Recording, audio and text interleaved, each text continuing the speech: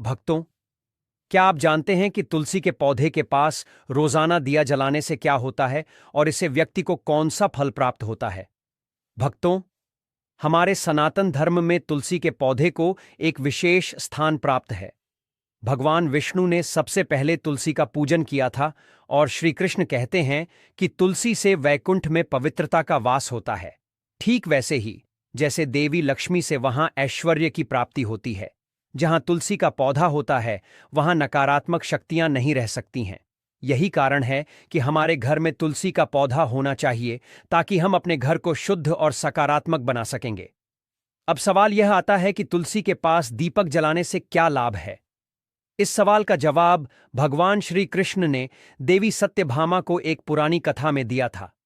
एक बार देवी सत्यभामा ने श्री कृष्ण से पूछा, हे स्वामी, आपने हमें तुलसी को जल देने का महत्व बताया है, लेकिन तुलसी के पास दीपक जलाने का क्या महत्व है? भगवान श्री कृष्ण ने उत्तर दिया गया, हे देवी भी, इस सवाल का जवाब देने से पहले मैं तुम्हें एक पुरानी कथा सुनाता हूं। इसे सुनने से तुम्हारे सभी सवालों का उत्तर मिलेगा और तुम्हें दीपक जलाने के लाभ का ज्ञान भी मिलेगा। देवी सत्यभामा ने कहा, हे प्रभु, कृपया यह कथा सुनाई। फिर भगवान श्री कृष्ण ने कथा शुरू करते हुए कहा कि बहुत समय पहले दक्षिण दिशा में तुंगभद्रा नदी के किनारे हरिहरपुर नामक नगर बसा हुआ था। वहां एक ब्राह्मण रहते थे, हरिदीक्षित, और जो बहुत धर्मपरायण थे। उनकी पत्नी का नाम धारा था और उसके कर्म भी उसी नाम के अनुसार थे। वह हमेशा अपने पति का अपमान करती थी और उसे गवार कहकर बुलाती थी। बढ़ते हैं वीडियो में आगे, लेकिन उससे पहले भक्तों, अगर आप भी चाहते हैं कि लक्ष्मी माता का आशीर्वाद आप पर बना रहे, तो इस वीडियो को एक लाइक करें और आपके अपने चैनल को सब्सक्राइब कर लें और कमेंट बॉक्स में जय लक्ष्मी माता जरूर लिखें। इससे हमें मोटिवेशन मिलता है, जिससे हम आप लोगों के लिए और अच्छे अच्छे वीडियो बना पाते हैं। और साथ ही आप अपनी राशि को कमेंट बॉक्स में जरूर डाल दें, क्योंकि हम राशि से जुड़ा भाग्य भी बताते हैं और भाग में चल रही परेशानियों को तत्काल दूर करने के लिए आसान से आसान उपाय भी बताते हैं। इसलिए आप अपनी राशि कमेंट बॉक्स में जरूर डाल दें। वह अपने पति को बहुत दुख देती थी, उसके लिए कभी भोजन नहीं बनाती थी और कभी प्रेम से बात भी नहीं करती थी। उसने कभी भी अपने पति के साथ सामान्य व्यवहार नहीं किया गया। जब पति के मित्र या परिवार के सदस्य घर आते थे तो वह उन्हें भी अपमानित कर भगा देती थी। वह स्वयं हमेशा अन्य व्यभिचारी स्त्रियों के साथ घूमती रहती थी। उसका मन में अपने पति से हटकर पराये पुरुषों में लगा रहता था। वह कभी भी अपने पति से प्रेम से बात नहीं करती, लेकिन पराये सुंदर पुरुषों के साथ बैठकर हंसी मजाक करती थी। वह पराये पुरुषों को मोहित करने के लिए सज धज कर गांव में घूमने जाती थी।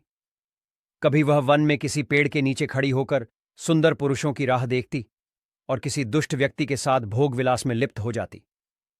एक दिन हरिदीक्षित ने अपनी पत्नी से कहा कि भद्रे, तुम्हारा यह आचरण ठीक नहीं है। ऐसे पाप करने से तुम्हारा ही अहित होगा। कृपया यह बुरे काम छोड़ दो। तुम्हारे ऐसे व्यवहार से मुझे बहुत दुख होता है। इस पर उसकी पत्नी ने क्रोध में कहा, न जाने किस पाप के कारण मेरा विवाह तुम जैसे भिखारी से हुआ है। लगता है रहेगा। पिछले जन्म में मैंने ही पाप किए होंगे, जिसके कारण मुझे ऐसा गरीब पति मिला है। तुम मेरी कोई भी इच्छा पूरी नहीं कर सकते थे। मजबूरी में मुझे तुम्हारे साथ 8 झोपड़ी में रहना पड़ रहा है और भी का खाना खाना पड़ता है। लेकिन अब मैं यह सब और सहन नहीं करूंगी। मैं तुम्हें छोड़कर कर किसी धनवान व्यक्ति से विवाह करूंगी। हरिदीक्षित ने उत्तर दिया गया है, प्रिय, ऐसा मत कहो, होगा। अपने पति को छोड़ने का विचार मन से निकाल दो।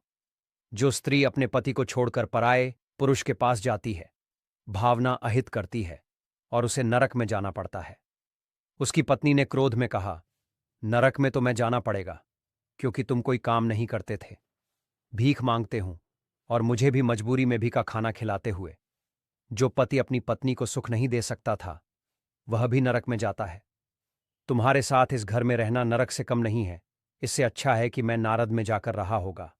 इस प्रकार उस स्त्री ने हरिदीक्षित को कई कटु वचनों से अपमानित किया गया और उनका अनादर किया गया। फिर भगवान श्री कृष्ण कहते हैं, हे देवी भी, जो स्त्री अपने पति का अनादर करती है, जो स्त्री अपने पति का अपमान करती है, उसके घर में हमेशा दुर्भाग्य आता है। पति को छोड़कर पराये पुरुष के पास जाने वाली स्त्री को नारद में दंड भोगना ही पड़ता है। अब आगे सुनी है उस दुराचारी नहीं स्त्री के साथ क्या हुआ। एक दिन वह स्तरीय वन में जाकर एक वृक्ष के नीचे खड़ी हो गई। उसका मन काम वासना से भरा हुआ था और वह किसी सुंदर पुरुष की प्रतीक्षा कर रही थी, लेकिन काफी समय बीतने के बाद भी वहां कोई नहीं आया। इससे वह बहुत दुखी हो गई और प्रियतम की खोज में इधर उधर देखने लगी। जब उसका सारा प्रयास विफल हो गया तो वह खड़ी होकर विलाप करने लगी। वह कहने लगी, हाय हाय, आज इस रास्ते से कोई भी सुंदर पुरुष नहीं आया। अब मैं अपनी कामना कैसे पूरी करूंगा? आज की रात कैसे कटेगी? कौन मेरे सुंदर शरीर का आनंद लेगा? मेरी जवानी और सुंदरता तो व्यर्थ जा रही है। कोई भी मुझे पाने की इच्छा क्यों नहीं कर रहा? अब मैं कहां जाऊं? होगा कौन मुझे अब आएगा? कौन मेरे साथ भोग विलास करेगा? मेरा पति तो मूर्ख है, लेकिन अब ऐसा लगता है कि यह संसार भी मूर्ख पुरुषों से भरा हुआ है। कोई भी इतनी सुंदर स्त्री को पाने की कामना नहीं करता। मैं तो इतनी सुंदर हूं कि देवता भी मुझे पाने की इच्छा करेंगे, लेकिन यह संसार पापी और तुच्छ पुरुषों से भरा है। मुझे ऐसी स्त्री की अनदेखी कर रहे हैं। हे भगवान, कृपया कोई सुंदर, बलवान और पराक्रमी पुरुष भेजी है। अगर वह मेरा भक्षण भी करेगा तो भी मैं प्रसन्न होकर उसका आलिंगन कर लूंगी। भगवान श्री कृष्ण कहते हैं, हे देवी भी। इस प्रकार वह स्त्री जोर जोर से विलाप करने लगी। उसी जंगल में एक भयानक बाघ रहता था। उस पापिनी स्त्री की आवाज सुनकर वह जाग गया और उछाल कर उसे अपना शिकार बनाने के लिए उसकी ओर बढ़ा। उस बात का नाम ध्वंस था। ध्वंस का थरूर बहुत ही भयानक था। उसका शरीर काले और नारंगी धारियों से भरा था, जो जंगल की छाया में घुल मिल जाता था। उसकी लाल चमकती हुई आंखें अंगारों जैसी लगती थीं और अंधेरे में भी डर पैदा करती थीं। उसके जबड़े से लंबे तीक्ष्ण दांत बाहर निकले हुए थे, जो किसी भी जीव को चीरने के लिए पर्याप्त है। उसकी गहरी गर्जना पूरे जंगल में गूंज उठती थी, जिससे आसपास के जीव कांप जाते थे। ध्वंस की लंबी मजबूत पूंछ उसकी ताकत को दर्शाती थी। उसकी बलिष्ठ मांसपेशियां उसे जंगल में तेजी से दौड़ने और शिकागो एक ही झपट में खत्म करने की क्षमता देती थी। उसकी नाक से बार बार गर्म सांसें निकल रही थीं, मानो वह हर पल पल अपने अगले शिकार की तलाश में हो। ध्वंस का एकमात्र उद्देश्य से उन पापी और दुराचारी लोगों का भक्षण करना था जिन्हें नियति ने उसके सामने रखा था। उस स्त्री ने जब अपने सामने ध्वंस को खड़ा देखा तो उसके होश उड़ गए। उसका पूरा शरीर डर के मारे कांपने लगा और पसीने से भीग गया। वह कुछ समझ पाती उससे पहले ही ध्वंस ने अपने तेज पंजे से उसे घायल कर दिया और वह दर्द से चीखते हुए जमीन पर गिर पड़ी। घबराकर वह बोली, तू यहां क्यों आया है? मुझे क्यों मार रहा है? मैं तो बस अपने प्रियतम की खोज में थी। मुझे छोड़ दे। मेरा भक्षण करके तुझे क्या मिलेगा? उसकी बात सुनकर ध्वंस कुछ क्षण के लिए रुका, फिर ठहाका मारकर बोला, हे पापिनी, आज विधाता ने तुझे मेरा भोजन बनाया है। जो लोग पापी होते हैं उन्हें भक्षण करना ही मेरा धर्म है। इसी से मुझे इस शरीर से मुक्ति मिलेगी। स्त्री ने रोते हुए कहा, लेकिन तुम आखिर हो कौन? सच सच बताओ कि तुम्हें यह राक्षसी शरीर क्यों मिला और तुम केवल पापिनी स्त्रियों का ही भक्षण क्यों करते हो? पहले मुझे सब कुछ बताओ, फिर चाहे तो मुझे खा लेना। ध्वंस ने एक गहरी सांस ली और बोला, ठीक है, सुनो मेरी कहानी, जिससे तुम्हें समझ आएगा कि मुझे यह श्राप क्यों मिला। बहुत समय पहले की बात है। दक्षिण देश में अमला नाम की एक पवित्र नदी बहती थी। उसी नदी के किनारे मुनि परिणाम नाम की एक सुंदर नगरी बसी हुई थी, जो अपने भव्य मंदिरों, धार्मिक अनुष्ठानों और शांत वातावरण के लिए प्रसिद्ध थी। उसी नगरी में एक ब्राह्मण परिवार रहता था और मैं उसी परिवार में जन्मा था। मेरा नाम ब्रह्मानंद था। मेरे पिता बहुत आदर्श ब्राह्मण थे, जो यज्ञ, हवन और धार्मिक अनुष्ठानों का पालन करते थे। बचपन में मैंने वेदों का अध्ययन किया और कई यज्ञों का आयोजन भी किया, लेकिन ये यज्ञ धर्म के लिए नहीं, बल्कि धन कमाने के लिए होते थे। मैं लालची था, इसलिए उन लोगों के लिए भी यज्ञ करता था जो अधर्मी थे। मैंने उनके घर का भोजन भी स्वीकार किया और धन के लोभ में उनके अनैतिक कार्यों का समर्थन किया। धीरे धीरे मेरा मन इतना भ्रष्ट हो गया कि मैं छल कपट से दूसरों का धन हड़पने लगा। मैं धर्म से पूरी तरह भटक गया था। समय बीतता गया। मेरा शरीर बूढ़ा हो गया, बाल सफेद हो गए, आंखें धुंधली पड़ गईं और दांत गिर गए। लेकिन धन का लालच मेरे मन से नहीं गया। मैं तब भी पाप करता रहा। फिर एक दिन धन के लालच में मैं नदी के किनारे पहुंचा। वहां मैंने कुछ अन्य धूर्त व्रण के साथ मिलकर लोगों को ठगने की योजना बनाई है। हमने झूठ मंत्रों का उच्चारण किया गया और बिना किसी विधि विधान के देवी देवताओं का पूजन किया गया। हमारा उद्देश्य केवल ज्यादा से ज्यादा दान प्राप्त करना था। हमने धर्म के नाम पर लोगों को धोखा दिया गया। उस दिन मैंने काफी धन इकट्ठा किया गया, लेकिन उसी समय मेरे साथ एक भयानक घटना घटी। जब मैं नदी के तट पर बैठा था तो एक बीमार और कमजोर कुत्ता मेरे पास आया। मैंने उसे दुत्कार कर भगा दिया, लेकिन गुस्से में आकर उसने मेरे पैर पर काट लिया गया। मैं बेहोश होकर वहीं गिर पड़ा और उसी क्षण मेरी मृत्यु हो गई। मेरी आत्मा के बाहर आते ही यम के दो भयानक दूध प्रकट हुए और डरावने थे, और उनके हाथों में जंजीरें थीं। उन्होंने मुझे पकड़ा और यमपुरी ले गए। वहां मुझे यमराज के सामने प्रस्तुत किया गया। यमराज ने चित्रगुप्त से कहा, इस ब्राह्मण के का लेखा जोखा प्रस्तुत करो। चित्रगुप्त ने गंभीर स्वर में कहा, हे धर्मराज, इस ब्राह्मण का नाम वेद आनंद था और इसने अपने जीवन में घोर पाप किए हैं। इसमें धर्म के नाम पर लोगों को ठगा, झूठे मंत्रों का उपयोग कर यज्ञ किया गया और भगवान का अपमान किया गया। धन के लालच में इस धर्म का रास्ता छोड़ दिया गया, इसलिए यह नरक की आग में जलने के योग्य है। यमराज ने अपने दूतों को आदेश दिया गया, इस पापी को नरक की भयानक अग्नि में डाल दो। इसे वहां अपने पापों का फल भोगना होगा। इसके बाद मुझे नरक में भयंकर यातनाएं सहनी पड़ी। बड़ी वर्षों तक मैं उस भयानक पीड़ा में तड़पता रहा।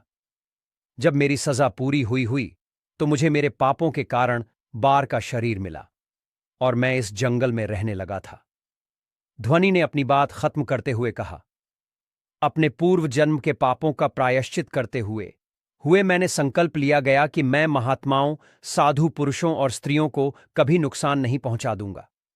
मैं केवल उन पार्टियों और दुराचारी स्त्रियों का भक्षण करता हूं जिन्होंने धर्म के मार्ग पर चलकर दूसरों को दुख दिया है। मुझे विश्वास है कि ऐसा करने से मैं अपने पापों से मुक्त हो जाऊंगा और इस बाघ के शरीर से इसे मुक्ति पालूंगा। श्री कृष्ण कहते हैं, हे देवी भी। इस प्रकार बाध ने अपने पूर्व जन्म का वृतांत आया और उस स्त्री से कहा, हे पापिनी, तेरे आचरण से स्पष्ट है कि एक दुराचारी स्त्री है।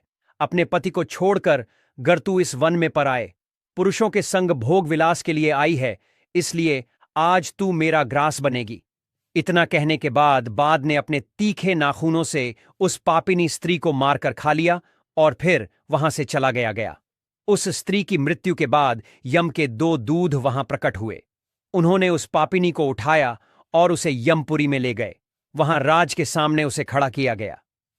चित्रगुप्त ने उस स्त्री के कर्मों का लेखा जोखा प्रस्तुत करते हुए कहा, हे धर्मराज, यह स्त्री घोर पापी नहीं है, इसीलिए व्याविचार किया है। अपने पति की कभी सेवा नहीं की और पराये पुरुषों के संग भोग विलास में लिप्त रहना है। चित्रगुप्त की बात सुनकर यमराज क्रोधित हो गए। उन्होंने कहा, ही स्तरीय रही है, तुम्हारे कर्म निंदनीय हैं। तुमने अपने पापों से न केवल अपने परिवार बल्कि समाज को भी दूषित किया है। ऐसी स्त्रियां नरक की यातना हो के योग्य होती है। इसे अग्नि से भरे कुंड में डाल दो। यमराज का आदेश सुनकर करके वह स्त्री डरकर उनसे कहने लगी, हे धर्मराज, कृपया मुझे क्षमा करें। मैंने अज्ञानता में पाप किए हैं, मुझे प्रायश्चित का अवसर देता है।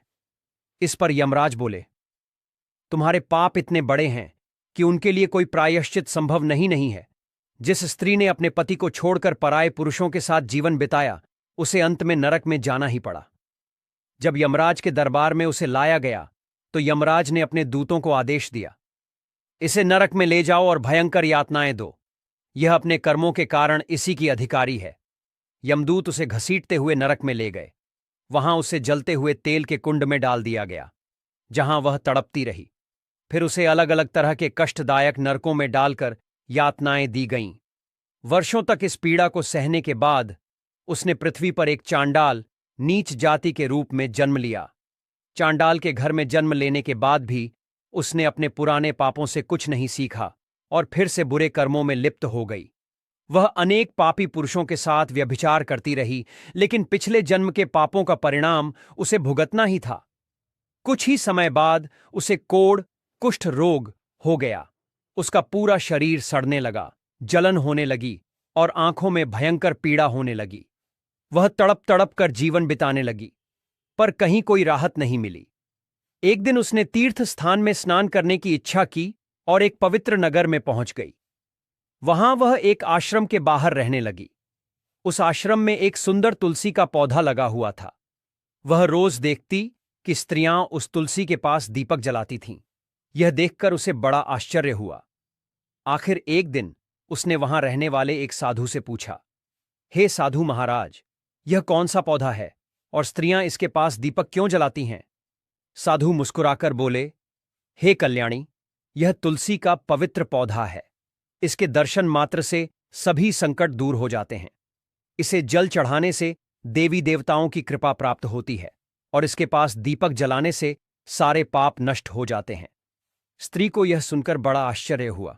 उसने फिर पूछा, साधु महाराज, यदि कोई बहुत बड़ी पापिनी स्त्री भी तुलसी के पास दीपक जलाए तो क्या उसके भी पाप नष्ट हो सकते हैं? साधु बोले, बिल्कुल पुत्री, यदि किसी ने कितने भी भयानक पाप किए हों, लेकिन अगर वह सच्चे मन से तुलसी के पास दीपक जलाए तो उसके सभी पाप नष्ट हो सकते हैं। यह सुनकर वह स्त्री बहुत भावुक हो गई। उसे अपनी गलती का एहसास हुआ और उसी दिन से उसने तुलसी के पास दीपक जलाना शुरू कर दिया। धीरे धीरे उसका कोढ़ ठीक होने लगा, शरीर की जलन समाप्त हो गई और उसके मन को शांति मिलने लगी। कुछ ही समय में वह पूरी तरह ठीक हो गई और उसने अपना शेष जीवन भक्ति और सत्कर्मों में बिता दिया। यहां तक कि पिछले जन्मों के पाप भी समाप्त हो जाते हैं। लेकिन तुम कौन हो और यह प्रश्न क्यों पूछ रही हूं? स्त्री ने सिर झुकाकर कहा, साधु महाराज, मैं एक महापाप नहीं हूं। मैंने व्याभिचार और अनेकों पाप किए हैं। इन्हीं पापों के कारण मेरी यह दुर्दशा हुई है। कृपया मुझे इन पापों से मुक्ति का उपाय बताएं। साधु ने कहा है, पुत्री रही थी, अब से तुम रोज तुलसी के पास दीपक जलाएं। इससे तुम्हारे सभी पापा और दोष समाप्त हो जाएंगे। साधुओं की बात मान कर उस पापी स्त्री ने उसी दिन तुलसी के पास दीपक जलाया। फिर वह रोज वहां दीपक जलाने लगी। एक दिन जब वह शाम के समय तुलसी के पास दीपक जला रही थी, तभी उसका हृदय फट गया और उसकी मृत्यु हो गई। वहीं जमीन पर गिर पड़ी। उसकी मृत्यु के बाद यमराज के 2 दूध उसे लेने के लिए वहां प्रकट हुए। जैसे ही उन्होंने उसे अपने पास में बांध कर ले जाने का प्रयास किया गया, तभी भगवान विष्णु के 2 डिब्बे पास्ट वहां प्रकट हुए। वे पार्षद अत्यंत तेजस और दिव्य आभा से युक्त थे। उनके शरीर से स्वर्णिम प्रकाश निकल रहा था, जो चारों ओर का अंधकार दूर कर रहा था। उनका रूप इतना मोहक और दिव्य था कि उन्हें देखकर किसी का भी मन श्रद्धा से भर जाता था। उनके चेहरे पर शांत मुस्कान थी, जो अपार करुणा और दया का प्रतीक भी नहीं। उनके वस्त्र रत्न जड़ित और मीठे, जो नीले और सुनहरे रंग में चमक रहे थे। मानव स्वयं बैकुंठ का सौंदर्य उनके व्यक्ति में समाया हुआ। उनके कानों में सुनहरे कुंडल लटक रहे थे, जिनसे दिव्य संगीत की ध्वनि महसूस होती थी। उनके माथे पर तिलक और चमकती हुई बिंदी थी, जो उनकी दिव्यता का प्रतीक भी। वे दोनों विशाल काड़ और बलिष्ठ थे और उनके हाथों में एक दिव्य गदा था, जो न्याय और धर्म की शक्ति का प्रतीक भी। वे उस स्त्री को अपने दिव्य स्पर्श से मुक्ति का आश्वासन देने आए थे, ताकि उसके भी पाप नष्ट हो जाए और वह स्वर्ग की यात्रा करने योग्य बन सकेगी। उन पार्षदों ने यमराज के दूतों को रोक लिया गया और कहा है, यमदूतों, इस स्त्री को तुम छोड़ दूं। यह स्त्री नरक जाने के योग्य नहीं है। तुम किसके आदेश से ऐसा धर्म कर रहे हो? यमदूतों ने कहा, हे पार्षदों, हम यमराज के आदेश से इस पापी स्त्री को नरक ले जा रहे हैं। लेकिन आप हमें किस कारण से रोक रहे हो? यह स्त्री अत्यंत पापी है और इसे नरक में भेजने की आज्ञा मिली। भगवान विष्णु के पार्षद मुस्कुराए और बोले, हे तुम सत्य बोलते हो, लेकिन इस स्त्री का एक पुण्य भी है, जिसने इसके समस्त पापों को मिटा दिया है। क्या तुमने नहीं देखा कि इसने अपने जीवन में संध्या के समय तुलसी के पास दीपक जलाया था? यमदूतों ने चकित होकर पूछा कि पार्षदों, तो क्या केवल तुलसी के पास दीपक जलाने से इसके सभी पाप नष्ट हो सकते हैं? भगवान विष्णु के पार्षदों ने गहन दृष्टि से यमदू की ओर देखा और समझाया, तुम इस बात को नहीं समझते हुए तुलसी भगवान विष्णु के परम प्रिय हैं, और जो बहुत श्रद्धा और भक्ति से तुलसी के दीपक जलाता है, वह विष्णु की कृपा का पात्र बन जाता है। संध्या के समय दीपक जलाने का पुण्य अनंत गुणा बढ़ जाता है, और यह न केवल उसके पापों को नष्ट करता है, बल्कि उसे स्वर्ग अधिकारी भी बनाता है। इस स्त्री ने सच्चे मन से तुलसी का पूजन किया गया और दीपक जलाया है। इस कारण इसके सारे पाप लकर राख हो चुके हैं। अब यह नारा जाने के योग्य नहीं है। यमदूतों ने अपने हाथ जोड़कर कहा, हे पार्षदों, आप सत्य कह रहे हैं। हमें इसके भक्ति के बारे में जानकारी नहीं थी। यदि यह भगवान विष्णु की प्रिय भक्त है तो इसे हम कैसे नरक ले जा सकते हैं? भगवान विष्णु के पार्षदों ने मधुर स्वर में कहा, इसीलिए थे यमदूतों। अब तुम लौट जाओ। इस स्त्री ने की सेवा की है और वह दा की रोशनी में मैं अपने सारे पापों को भस्म कर चुकी है। अब इसे विष्णु लोक में ले जाया जाएगा, जहां इसका स्वागत होगा। यह अब स्वर्ग की अधिक चुकी है। यह सुनकर यमदूतों ने उस स्त्री को वहीं छोड़ दिया और यमलोक लौट गए। उन्होंने यमराज को सारा वृत्तांत सुनाया कि कैसे तुलसी के पास दीपक जलाने से उसके पाप नष्ट हो गए। यमराज ने यह सुनकर प्रसन्नता जताई और तभी भगवान विष्णु के पार्षद आए और उस स्त्री को दिव्य विमान में बिठाकर स्वर्गलोक ले गए। भगवान श्रीकृष्ण ने देवी सत्यभामा से कहा, हे देवी, इस प्रकार तुलसी के पास केवल दीपक जलाने से ही मनुष्य के सभी पाप नष्ट हो जाते हैं। जो स्त्री रोज शाम को तुलसी के पास दीपक जलाती है वह सौभाग्यशाली होती है। उसके सभी कष्ट दूर हो जाते हैं और उसे सुख समृद्धि की प्राप्ति होती है। दीपक जलाते समय यह मंत्र बोलना चाहिए, ओम तुलसी देवी च विद्महे विष्णु प्रिया च धीमहि तन्नो वृंदा प्रचोदयात्। श्री कृष्ण आगे कहते हैं, तुलसी का केवल एक पत्ता चढ़ाने से भी उतना पुण्य मिलता है जितना 1,00,000 गोदान करने से प्राप्त होता है। यदि कोई व्यक्ति मृत्यु के समय तुलसी पत्र का जल ग्रहण करता है तो वह पापों से मुक्त होकर सीधे मेरे धाम को प्राप्त करता है। तुलसी के पास दीपक जलाने से घर की नकारात्मक ऊर्जा समाप्त होती है और सकारात्मकता का संचार होता है। यह आध्यात्मिक वातावरण को शुद्ध करता है और देवताओं की कृपा को आकर्षित करता है। दीपक का प्रकाश अज्ञान को दूर करता है और ज्ञान की ज्योति को प्रज्वलित करता है। जब कोई व्यक्ति तुलसी के पास दीपक जलाकर आरती करता है तो भगवान विष्णु की कृपा प्राप्त करना बहुत आसान हो जाता है। यह ध्यान और एकाग्रता को भी बढ़ाता है। दीपक जलाने का सबसे शुभ समय सूर्यास्त के समय होता है। इस समय तुलसी की आरती करने और भगवान विष्णु का स्मरण करने से अपार पुण्य मिलता है। संध्या के समय ओम नमो भगवते वासुदेवाय मंत्र का जाप करें। यह घर की नकारात्मकता को दूर करता है और भगवान विष्णु की कृपा दिलाता है। तुलसी के पास दीपक जलाने से आत्मा की शुद्धि होती है और पापों का नाश होता है।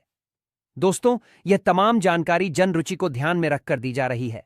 वास्तुशास्त्र के उपाय को अपनी आस्था और विश्वास पर अजमाए। वीडियो का उद्देश्य मात्र आपको बेहतर सलाह देना है। इस संदर्भ में हम किसी भी प्रकार का दावा नहीं करते। अगर आज की यह जानकारी पसंद आई हो तो इस वीडियो को एक लाइक करके आपके अपने चैनल अद्भुत वास्तु ज्ञान को सब्सक्राइब कर लें और बेल नोटिफिकेशन को ऑन पर सेट जरूर करें। राधे राधे।